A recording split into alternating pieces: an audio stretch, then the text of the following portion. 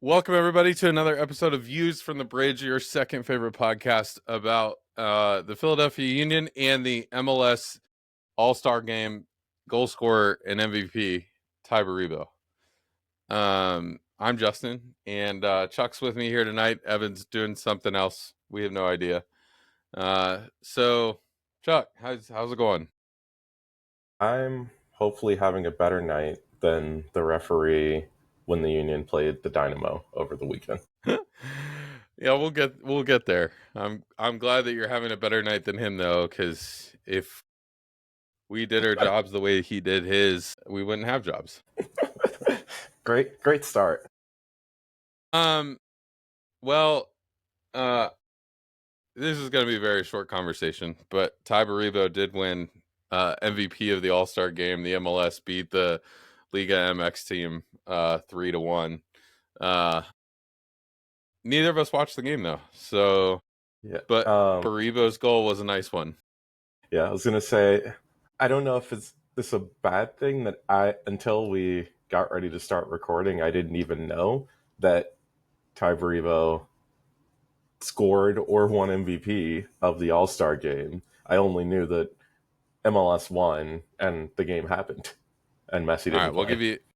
I'll give you a couple more things. He was the first Union player to ever score in an MLS All Star game, and the first Union player to ever win MVP of an All Star game. And so it is what it is. But it was a nice goal. It was a nice goal. You know, it looked like the MLS team was on a little bit of a break, and then Baribo got a beautiful pass through a couple defenders. He received a beautiful pass. I think it might have been Buwanga, but I wasn't sure. Put it on a platter for him, and he was able to slot it past the keeper. So nice goal for Baribo. Kai Wagner started the game. Glesnes was on the bench. Probably played at some point, but I'm such an MLS diehard that I definitely watched the game. So that's what we'll say about that. That was last night. A week ago, the Union got a 2-1 win against the Montreal Impact, or whatever they're called now. I mean, I barely even know who plays for that team anymore, considering they're just selling their defenders left and right. But two former Union players did start in the game. Well, at least technically. I don't know if you'd necessarily fully consider Brandon Craig a former Union player versus just former Union Academy product. Um, but Brandon Craig and Fabian Herbers did make their returns to Philadelphia and yes, luckily left on the losing end of the game. Barely. yes, yes. Baribo scores to open the scoring on what I would wonder if any of the Montreal defenders have seen a soccer ball before, know how to kick a soccer ball. I mean, everything from the pass for the turnover that leads to Jean Jacques just running through midfield free to everyone just losing the ball except Baribo in the box, and then next thing you know, it's past Breza for a goal. Yeah, I mean, it was a good play by Quinn to kind of follow the play. It could have been very easy to just watched, see that Jean Jacques running through and not follow the play up, but he didn't. He stayed with it, and then the ball kind of bounces back out to him, and then he finds Baribo in the box, and Baribo does one of his one-touch finishes for, the goal. Um, but it wasn't a goal that you like look at and you go, yeah, that definitely should have been a goal. Like there was no other outcome that could have happened there. It was one of those that like there was about 5 other outcomes that should have happened there. You could almost make an argument that Jean Jacques should have got a foul right outside the box or a penalty inside the box, and then it bounces out to Quinn, but probably should have been cleared 2 or 3 times before that, and then Yeah, no, Baribo. I am curious if that doesn't end in a goal. Do the Union get a penalty? Because it did certainly look like a penalty was warranted, but same outcome. It So was it was either that or, a foul right outside the box. I don't know where the contact was initiated on Jean-Jacques, but it should have been. It would have had to have been a foul. yeah, and But it's the at ref least let a it. good it's at least a good. And that is an example of good refereeing when you let the play actually go to completion and don't call it dead at the moment of a foul. Oh, that's how you're supposed to ref a soccer game. This is why we Ball's have goal. VAR. It is, but VR apparently doesn't do their job or does way too much of a job. We'll talk about that when we get to the Houston game. Montreal's goal was actually a pretty goal by them. It was one of those that you're like, all right, well, it was a good pass, good shot. Jurek maybe could have positioned himself better, but Well, that one at least wasn't Rick. That was because Blake was Montreal. Rick was the that was game Blake. after. It was Blake. But yeah, like no complaints on Montreal's goal. Many complaints on the Union's actual defending in that game, because despite having essentially a first choice back line, and I mean, I know Nathan Harriel started over Frankie Westfield, and this is again kind of why like it feels like all of these moments you're now really seeing why Nathan Harriel lost the starting role. Because the defense entirely looked like they never played together. And Montreal just had far too many chances where they were clear through on goal and either hit the post or Andre Blake was forced into making a save that he shouldn't have had to make. And that, like, the defense of this team is like the one thing that continually would, like, when you watch them play and it's like, okay, the numbers are good on paper of this team, like allowing just under a goal per match. There's going to be a lot of regression to the mean coming as games get tougher, and the defense just is not very good overall. Yeah, what's interesting about that to me is trying to think through quality of striker and then also like kind of how the team's set up and different things like that. And maybe it's like Montreal has a better midfield, but I also look at like, the games against Atlanta, like Latte Loth had no chances, nothing like he didn't actually do much. And then like a game like this, a Owusu or whatever his name is, had like so many chances and so many times where he ran through and so many times where he ended up in the box and so many times like just a lot of times where it's like, wait, what is happening on this defense? So I don't know if it's starting back line, having the right defenders. I don't know if it's just quality of attacker, quality of service with midfield and all of that. There's a lot of different things at play, I guess, that you would have to look at. But it did feel like Owusu was getting way too many chances and way too many opportunities that, fortunately for the Union, he didn't put them away. And Andre Blake is Andre Blake. But it is something to definitely look forward as we get into harder and harder games. Yeah. And like now when you're looking at like basically in the last 5 games, the Union have only kept one clean sheet, and that was against the Yeah. Red Bulls. And that includes the penalty allowed to a 10-man Nashville team that then led to losing that game. And like luckily, the attack is usually going to give them 1 or 2 goals to work with. So as long as you're not giving up like 3, it's fine. But like when you start looking forward, and I mean, this won't really, like, I feel like it won't become a major issue until like August into September, when you're like playing Chicago again and then Cincinnati and the actual like top teams in the East. But like you can already see like the last time we recorded, the Union were in first place in the East. They are now down to third. and could very easily, by the end of the weekend, be like basically looking at like fifth. Mm-hmm. Mm-hmm. Yep. And that's why you got to win. That's why you got to win these games. That's why you got to win these games. Yeah. I think that's a good transition to the one they didn't win. Well, we should mention that Makanya gets his first goal of the season. I think first Union goal as Yeah, first well. Union goal.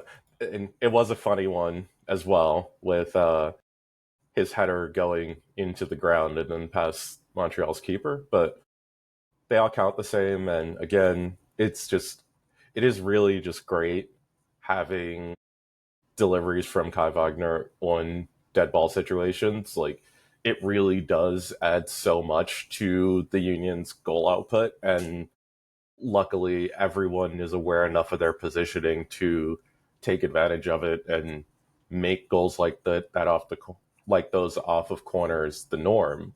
Because, I mean, remember back about 3-ish or so seasons ago, the Union used to never score off of corners.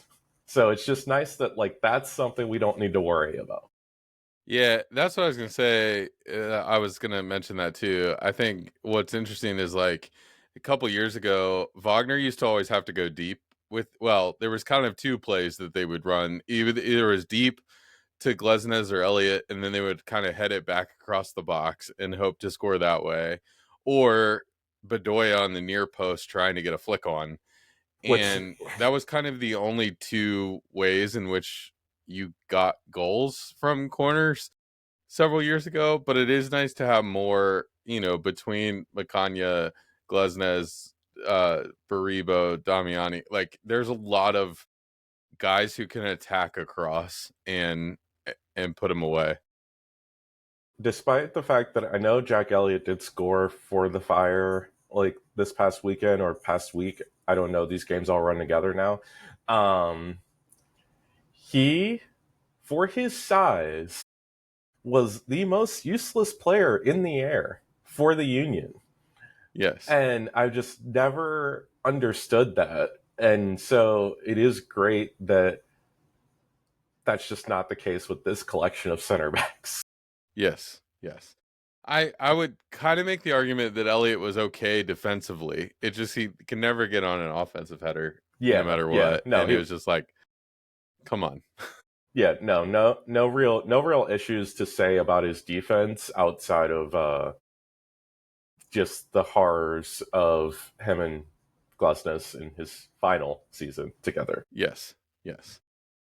Yes. So like I said, winning games and actually getting wins like they did against Montreal is a great transition to what happened on the weekend against the Dynamo. I don't know, Chuck, where you want to start with this game? God, there really is. I mean, there's so much because like I I I think we have to start in chronological order because this game started in a pretty similar way to the Montreal game of just absolute defensive ineptitude by the opposition gifts the Union, and in this case, Alejandro Bedoya, a goal. And it looks like 15 minutes in, smooth sailing in Houston. They're awful defensively.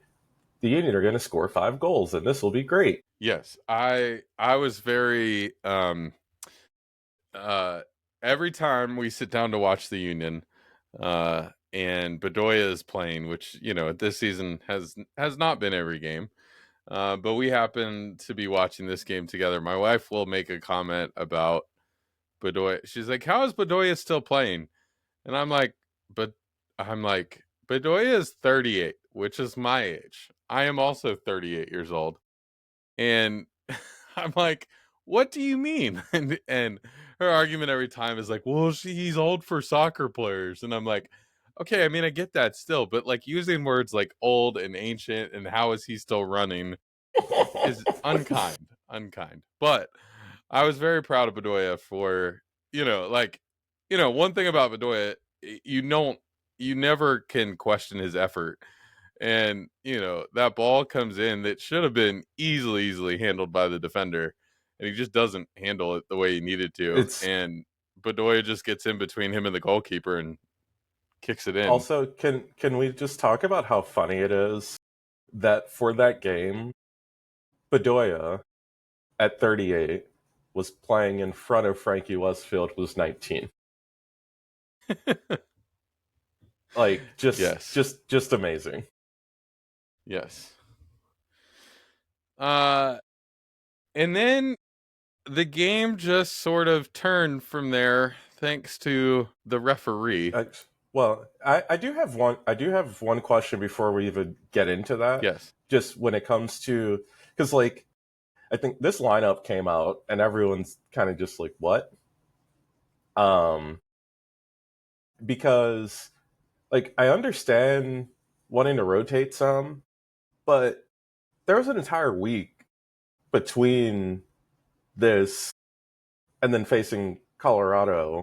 And then because of the fact that you're not in Leagues Cup, the Union will go on a break. So like some of these decisions on who started this game versus who did not quite literally make no sense to me. Because even like, is Andre Blake dealing with something that we don't know about? Because like keepers just don't rotate. Yet Andrew Rick started this game. Then like Macanya's not old. You would think that he could still play at center back twice in a row and be fine. Yes. And then like a Raffanello sighting? Yeah. Like just that lineup in the context of everything that the Union have going on, even with it being an away game in Houston, just does not make any sense to me. Yeah. That was a lot of the questions that I had because we're sitting down to watch this game. My wife's like, "Who's that?" Talking about Raffanello, all this kind of stuff, and like, I'm just like, "What? Why are we making all these changes on a week where we have a whole nother week between games? Like, give the players Sunday and Monday off. Like, start training on Tuesday. You're fine." But apparently, no, we needed to make all these changes at once. And again, looked like we made all these changes at once. Yes, other than we scored in the first 15 minutes of the game. Oh, good. Things are good. We're all good at this point. And then I would say first of all for me the ref happened. And I think for me like looking at it in chronological order, I think Baribo deserved a yellow for that foul. I think that was a fair, if I'm thinking about the right foul, that was a fair shout. But Harriel, and especially Ure's yellow card was not, it was a foul. It was not a yellow card at all. So they just, and even the announcers kept talking about how like neither team has been able to get in rhythm in this game because it's too, the whistle's blowing every 5 seconds. And it really was. It was like, do we need another foul in this game? I mean, apparently, but I don't understand it. And like, it is one of the worst things in soccer when basically the referee is the story of the game. And this is just certainly what happened with. All right. So Holmes gets fouled on the edge of the box. They called it, was it a penalty on the field? Is that what they called it? I can't remember how it was supposed to go. But then it went to VAR. Yeah, it was not a penalty on the field, but they reviewed it after. They reviewed it after. It went to VAR. There was a pretty lengthy review. The ref finally decided that Raffanello had gotten a touch on the ball that constituted that it was not a foul. And so we played on from there. Then a couple minutes later, the Union the Dynamo get a foul towards the top of the box.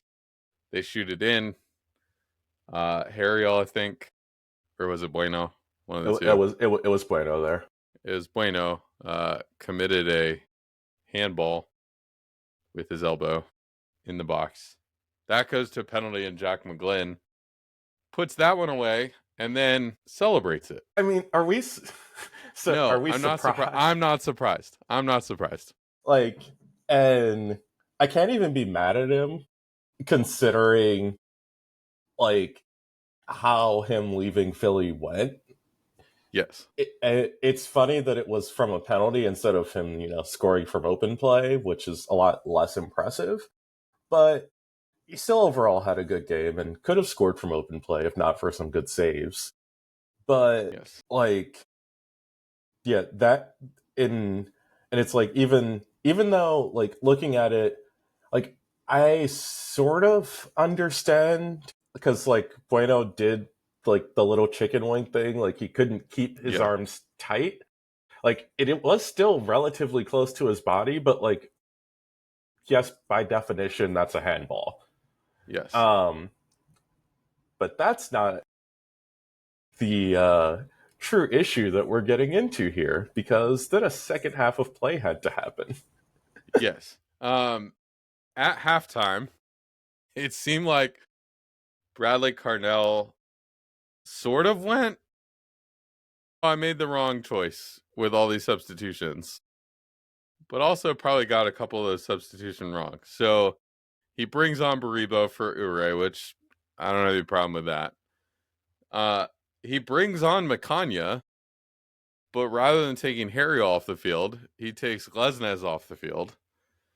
And then he brings on Jean-Jacques, and instead of taking Bueno off the field or Raffanello off the field, he takes off Jovan Lukic. And I'm just like, what are we doing here? You had your chance to get most of your starters out there, and you still decided, no, I'm going to exchange my starters. From the game itself, I actually don't have that big of a problem with Bueno not being taken off at half for Lukic and Jean-Jacques. I felt like Bueno had a pretty good game, and I don't really have any problems with him. It was more, could you have taken Raffanello and could Bueno have moved out there, or could Lukic move out there? Or it's that and the Harriel not being subbed out. Because also, like, basically in putting Macania next to Nathan Harriel, then you just decided in front of your 19-year-old goalkeeper and next to your 19-year-old right back playing left back that you also want your least experienced center back duo playing center back. It's so odd. Like, so odd. These are literally the reasons why, despite the Union's strong start to the season, it's like, wait, you have to wait and hold your judgment on Carnell as a coach, because he does some things. Yes. And then he gets Wagner on in the middle of the second half. And then at about the 75th minute, this game just fell apart for the Union in almost every sense of the word, both for them as the way they played the game and the way the ref decided to referee the game. So, which is funny because that's after Alejandro Bedoya left the field. Yes. Bedoya leaves the field, Vasilev comes on, and then there's this foul that Westfield obviously got hurt in the sense that he's limping because he, needed to, as he's limping off the field after the red card, he obviously was hurt, and it was obviously like a foul of some sort. And the player from the player from Houston was obviously not happy that the foul was called. And so he goes and yells at the ref for a minute, and then he gets all in Westfield's face, and then Westfield decides to headbutt him, sort of, and gets a straight red for that. So the fun of when you realize that you have a teenager playing soccer, because I mean, you just don't do that. Everyone knows, even if you like barely make contact, like a headbutting motion, just automatic red. Yes. No matter what. And Yes. I don't think his suspension hasn't been officially extended yet, but like it will be, Yeah, because it will that be. usually comes with a 3 game, which is great. Yeah, but what does suspensions actually mean? You know, Messi's playing for Miami this weekend. Well, that's the thing. They mean things to teams like the Philadelphia Union. That's true. Like if Kai That's Wagner true. decided that he actually wanted to rest and not go to the All Star game, he wouldn't be available for Colorado. Yeah, no, for sure. And then there was all kinds of things that happened in the last 15 minutes or so of that game, right? There's like the fact that Bueno gets injured, makes a substitute motion to the sidelines, and then realizes we ain't got no subs anymore. So he's basically like walking around the field. Damiani was also kind of walking around the field because he wasn't feeling 100% at that point in time. And then not only does all of that happen, and then the ref decides we need to play 11 minutes of stoppage time for the second half in a row. Which, if we don't play 11 minutes of stoppage time, maybe Frankie Westfield doesn't get a red, because he got that in the 99th minute of play. Exactly.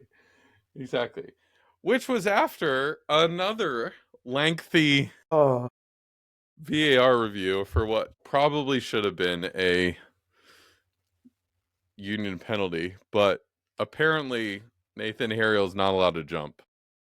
Yeah, no, this is when you get to, and even my favorite thing is actually the commentary during that play on, like, quite literally what else does Nathan Harriel do but what he did in that situation.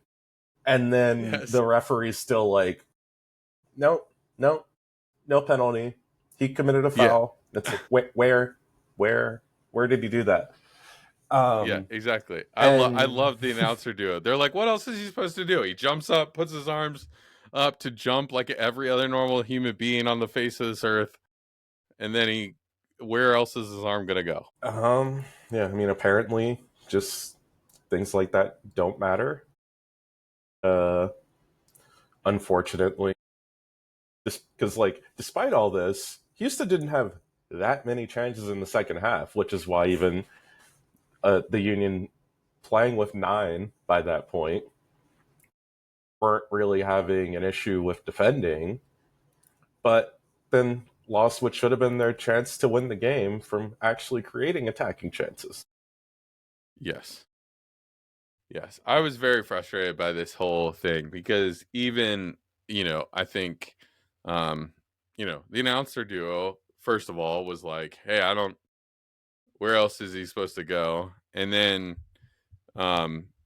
the you make the call video from the MLS came out, and it's like, who it's Weeby who does that one. He's like, Yeah, I don't know where else Ariel is supposed to go with his hands on that one either. And then from watching that one, I couldn't really tell as I was watching the game live, and they kind of made some of the, had some of the replays they had on the game. But watching it when in Weeby's video, Bartlow is not the one jumping straight up. Harriel jumps straight up, and Bartlow comes across him, and ends up getting an elbow to the face. Yeah, because Harriel was never jumping into him. He was just jumping. Harriel jumped straight up. And then a player ended up where he jumped. And how does one land? Yes. And I just feel like, here's the thing I feel like, and this has been my problem with some of the VAR calls that happen, right? If that play happens in the middle of the field at the 50 on a goal kick, a whistle doesn't even go, right? Yeah, for them. Yeah, and it's funny because like anywhere else at any other time, that play is not even reviewable because you're not going to give a penalty for that play. So why would you take one away? Right. That was my big issue. Is like, if that happens in the middle of the field in the center circle, the whistle probably doesn't even go unless the ref feels like there's a head injury and it's a drop ball and move on after that. Like there's not a chance that it's called for anything, and that Harrell doesn't get a car. Nothing happens in that moment if it happens in the middle of the field. And the problem is VAR like this, when the game's 1-1, you're about to give Philly a penalty to win the game essentially, and then you take it away because a guy jumps and another guy gets hurt. It's just unfair. It feels like it's one of those things that it's like, because of the timing of it, the stakes, the fact that a team could potentially win the game or go ahead with less than 5 minutes, it feels like you have to take it away. Like you have to do something there. And it's just like, if that same exact thing had happened in the 25th minute with the game 0-0, I think the penalty stands.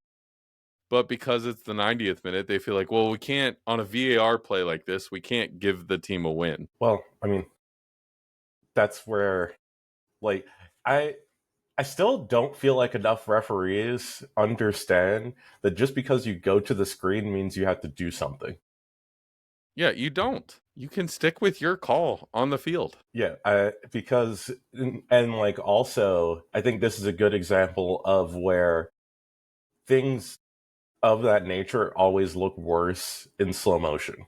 Yeah, no, so for like sure. that shouldn't, like, the speed of it should not be taken into account in what your decision is. Just, was it actually a bad infraction or not? And actually, the speed of it, you would think, should help the referee, because he sees that when Nathan Harriel jumps, a player isn't there. Yes. And then when he comes down, the player is there. So I don't. Yeah, Like, I don't understand. and yeah, those points are gonna mean something, because the Eastern Conference is extremely close. Yeah, and what's frustrating about it for me is, like, it's not just that, like, Well, that, and again, that situation is also why we played 11 minutes of stoppage time.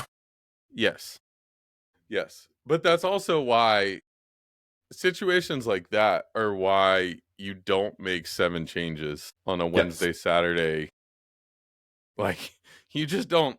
You don't do that. Like, just, you can make 3 or 4, but don't make 7 changes to your starting lineup on a Wednesday, Saturday game like that. Yeah. I just don't, and I mean, I don't, and I won't understand it at all. I don't, and I won't. All right. Well, that's the Union's last 2 games. On Saturday night, the Union play the other Philadelphia Union Reject Club in the Colorado Rapids. I don't know what to think Know of this what to one. make of this team. uh, I don't, like, I actually do not know if there's more of a roller coaster club in MLS than the Colorado Rapids. And, like, it's almost not worth bothering what to, like, think is going to happen to them, because, like, they might get steamrolled one game and then they'll win 3-0 the next, and you have just no clue. And these are the kinds of games that the Union struggle heavily in. yes. Just to give context to what Chuck is saying, the last 5 games for Colorado were a 3-3 draw against New England, a 2-1 loss against Sporting KC, a 3-0 loss to LAFC, a 3-0 win against Vancouver, and a 3-3 tie against Seattle. So they've had 3 games where they've given up 3 goals. They've had 3 games where they've scored 3 goals. And even, like, home road splits don't matter. No. So that's what's happening with that team. I don't know what to make of that team either, and I don't know what to make of this game. It'll at least be I it'll be fun for Zach Steffen to be back in town. Yeah, sure. It'll be great. I I like how you don't even want to ask for a prediction of this game. No, it's not that I don't want to ask for a prediction. I don't know. It's like on paper, the on on general paper, the Union should win this game, right? It's like, all right, we're at home against a team from the Western Conference. You have 2 weeks off essentially. After this game, you like you're playing a team who's mid-table in the West. You should be able to take care of this game pretty easily. But like you said, this is the games the Union struggle in. But I also think like they also haven't been great in the last 2 games. So it's like maybe they don't struggle in this one because the last 2 games have been struggles when they shouldn't be either. So maybe they finally just put away a team that they should put away pretty easily. I would hope so. But then you also remember basically most of the same team that played Montreal when they defended terribly at home is going to have to start this game because Frankie Westfield will not be available.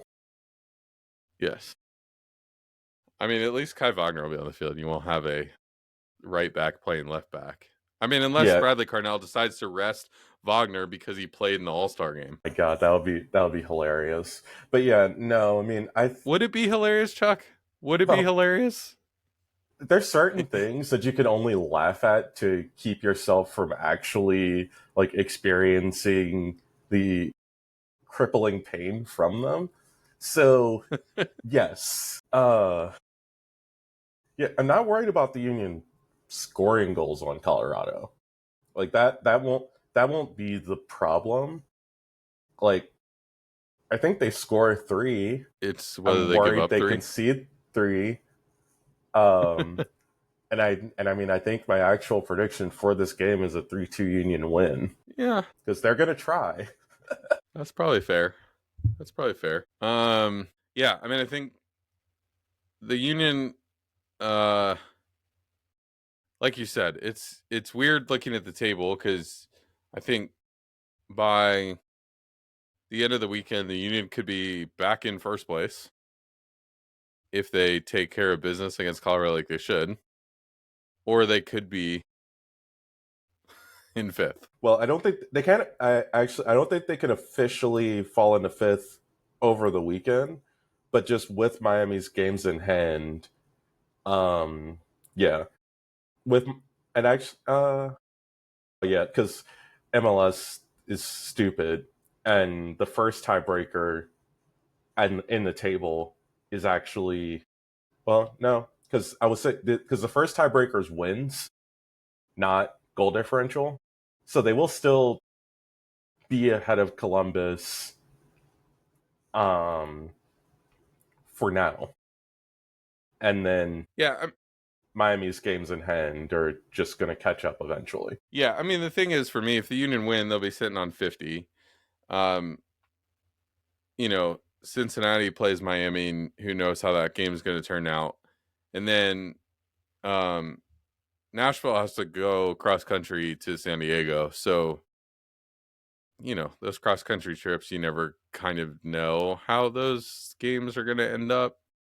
So, I think there's a chance that if the Union win this game, they could be sitting on 50 and be fine. It's just what everyone else does in the table, but you know, you would hope they would win this game going into what will be a 2-week break.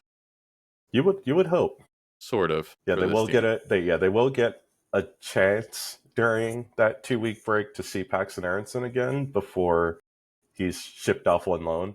How nice of Frankfurt just to make sure that he's around for the next 2 weeks. Yes, how nice of them.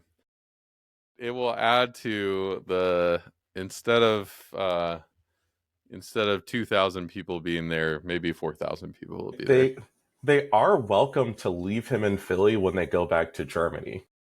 Yeah, that could be the loan. Like you could just loan, like, just go ahead and leave him here. All the stuff's here. It'll be easy.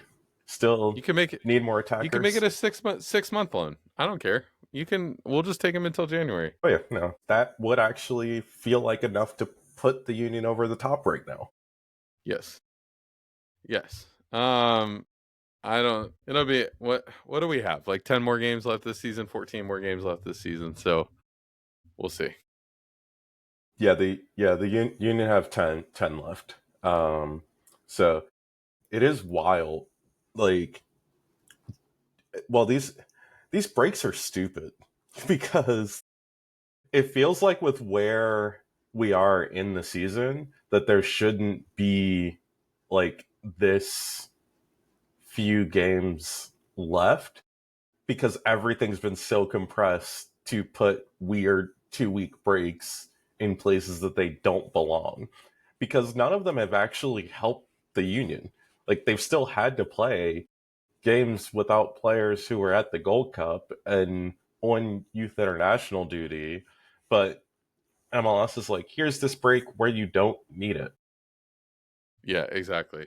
It would have been nice. Like, they're not going to do this because it would take away from the luster of the All Star game. But it would have been nice had they just put the All Star game in the middle of Leagues Cup and just the teams that are playing in Leagues Cup not had to I mean, send anybody to the All Star game. even speaking of, why are there games this weekend? And I hate how many times I've had to ask that question this year. But like, All Star Week generally means the league takes that week off from games, but instead you took our players to play on Wednesday, sent them back, and from Philly at least they did have to get on a plane since they went to Austin. Yes. And now they have to play on Saturday night In a competitive game that counts. It's not even like a friendly there, like, or US Open Cup game or like whatever. it's It's a so stupid. yes. Yes. I am right there with you. And like, yeah, I mean, I don't want to diminish the work that goes into making a schedule, because like I am aware that Yes. that is a very hard thing to do, but it truly feels like this year's MLS schedule was the worst possible way to line up everything. Yeah. Yeah. Even for a team like Miami, and like it is Miami, but like even for a team like Miami, now they're sitting here with playing like midweek game after midweek game towards the end of the season. And as a Union fan, I love that because there's a chance they lose some of those games because Messi apparently can't play any more than once a week or once every 2 weeks. So like I love that. And they're probably gonna lose some of those games. But on the same stroke, like it is like not fair for Miami that they down the stretch of the season they're going to be playing like a midweek Mi- game every other Miami, week just to yeah, make up these they games. they literally play 8 games between this Saturday and August 30th. Yeah. And that's assuming that they don't advance out of the group stage in Leagues Cup. Which they will. So it's Like the Union, like, max will play 13 games total between now and the yes. end of the season. Miami will play more than 20 Yes. and then still have to play a best of 3 series in the playoffs. Yes. Yes. I don't understand. I don't get like I just don't get it. I don't. Yeah, I don't understand it. I mean, like you said, this is actually like one of the greatest things for the Union this year is not being in Leagues Cup, because they just aren't subjected to that level of nonsense. Yeah. But they will still at least have the fun of playing the Red Bulls twice in a week, since they did have to reschedule that Open Cup match for right before playing them again. Yeah, and that again, another thing that schedule wise doesn't make sense. Like this isn't I get it if you reschedule that game because, like, oh, a team's going to have to jump on a plane and you got to figure out like a plane trip and like all this kind of stuff. I totally understand that. But like for the Union, it doesn't even help either team that they're playing back to back because now one of those games is in Philly and one's in New York. And so it's like, why? It doesn't actually help anybody. Well, I mean, if anything, it actually benefits the Union with the Yes. rescheduling because Red Bulls will then have to play 3 games in 8 days because they finish up Leagues Cup, host Real Salt Lake, and then travel to Philly before then going back up to Harrison. Yes. Ugh. It's fine. It's fine that these things benefit the Union. I still don't want them to happen because it doesn't. There have been other times this season where it's sort of messed the Union up. Like you said, we had to play a weekend where 5 of our players were missing because they were either at the Gold Cup or on international duty, or 5 starters were missing because they were at the Gold Cup or on international duty. And it's like, I don't. It's just not. Yeah. If there's a break, take a break. That's what the Premier League does. That's what Bundesliga does. Well, if there's a break, just take a break. Every team should have to take a break. Crazy. All right. Well, that's what we think. Let us know what you think at VFTB Pod, wherever you can find us on the internet, whether it's YouTube, Instagram, Blue Sky, wherever you want to look us up. We're at VFTB Pod.